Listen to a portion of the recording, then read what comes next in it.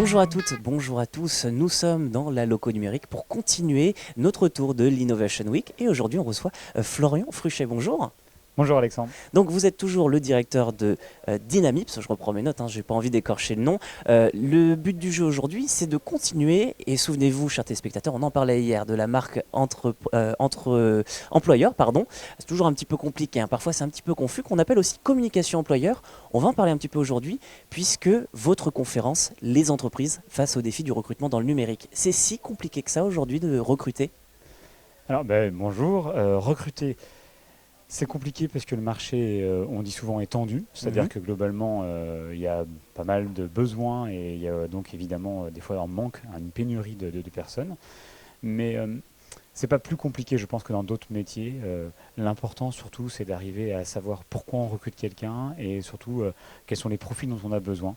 Et je dirais que le tout, c'est d'arriver surtout à conserver les personnes et donc d'arriver à créer une certaine ambiance dans l'entreprise. Et oui, parce que ma langue a failli fourcher, j'ai failli dire marque entreprise, mais finalement c'est un lapsus révélateur parce que c'est ça qui est compliqué en fait, c'est de réussir à donner une véritable image à son entreprise et donc de développer tout ce qui va s'en suivre. Comment vous le faites vous au quotidien? Parce que c'est pareil, vous êtes confronté à ce problème-là. Oui, alors l'entreprise, c'est une équipe. Pour composer une équipe, finalement, on a besoin d'avoir différents postes, différents joueurs, mais il faut surtout que la chimie prenne. Donc c'est ça qui est important. Et bien, en fait, selon les profils, on va mettre en place différentes solutions. Mais le plus important, c'est d'arriver à avoir les personnes qui puissent correctement collaborer ensemble et travailler ensemble.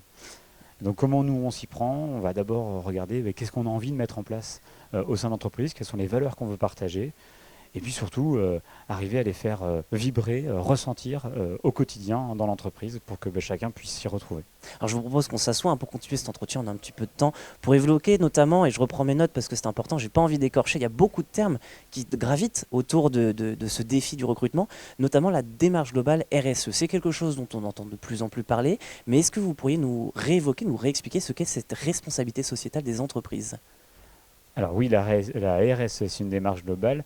On en parle souvent au niveau de la partie RH, puisque finalement, moi je dis que c'est comme une boîte à outils avec de multiples tiroirs. On a commencé chez Dynamips par travailler sur le bien-être.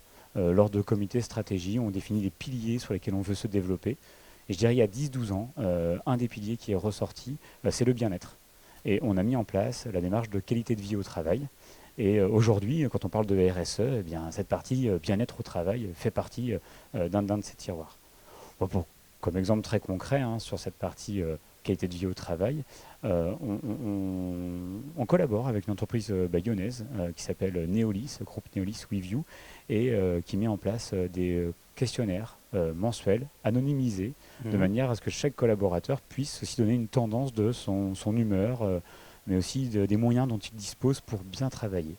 La dernière enquête du mois de novembre, on a environ 80% de participation, c'est 130 répondants, et qui permettent d'aller prendre la température de comment se passe la vie au sein de l'entreprise, et aux différents managers de pouvoir retravailler, modifier certains comportements de manière à que tout se passe pour le mieux. En fait, c'est ça qui est intéressant, c'est qu'on parle depuis le début de cet entretien du recrutement, et à chaque fois que vous m'apportez une réponse, vous parlez de la vie déjà dans l'entreprise. C'est primordial? Oui, alors c'est primordial. Ça me fait sourire parce que Fabien Lévesque, chez nous, qui est directeur marketing et RSE, me disait ça l'autre jour. Il me dit la marque employeur, il ne faut pas s'en priver, il faut pouvoir communiquer, mais avant tout, il faut que ça se ressente au sein de l'entreprise. Et finalement, sans faire exprès, oui, je vous parle de ce qui se passe ou ce qui doit se passer chez nous. Comment dire?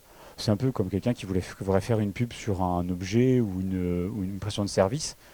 Si elle n'est pas de bon niveau, on est d'accord que la pub ne sert à rien. Bien sûr. Ou rapidement, on va s'en rendre compte. Donc c'est vraiment ça, c'est faisons en sorte que chez nous, ça se passe pour le mieux. Alors évidemment, ça ne se passe pas tout le temps exactement comme on le souhaite. Et c'est même les collaborateurs qui doivent finalement être les premiers ambassadeurs de la marque employeur. C'est quand un technicien en Mayenne relate un fait qui se passe bien, que là vraiment la marque employeur prend tout son sens. Si moi en tant que DG, je poussais tout le temps les choses et que derrière personne ne suit, ça sert à rien finalement, c'est un peu du fake. Donc ça c'est pour la partie interne à l'entreprise. On va quand même parler d'autre chose. Il y a tout ce qui est l'aspect formation. Peut-être, bon, déjà, encore une fois, dans l'entreprise, on y revient encore, mais il y a aussi la formation des alternants. Donc ceux que vous allez chercher, ce volet-là, il est aussi important pour faire face à ce défi. On rappelle d'ailleurs qu'en Vendée, au deuxième trimestre de cette année, il n'y a que 5,2% de chômeurs, donc il faut aussi aller les chercher, ces chômeurs. Oui, alors ça, c'est parce que bon, pour embaucher, il faut trouver des candidats. Aujourd'hui, c'est vrai que on a une problématique sur différents profils, les profils techniques, mais aussi les profils commerciaux. Donc, il y a 3 ans, on s'est dit voilà, il y a deux types de recrutement qu'on est amené à faire. Les recrutements, on va dire plutôt junior, où la personne a le temps de la former, de la faire progresser dans l'entreprise, et des profils des fois un peu plus experts, expérimentés de par aussi leurs expériences diverses et variées. Sur la première catégorie, on a choisi en fait de s'adosser à une école nantaise de technique qui est l'EPSI.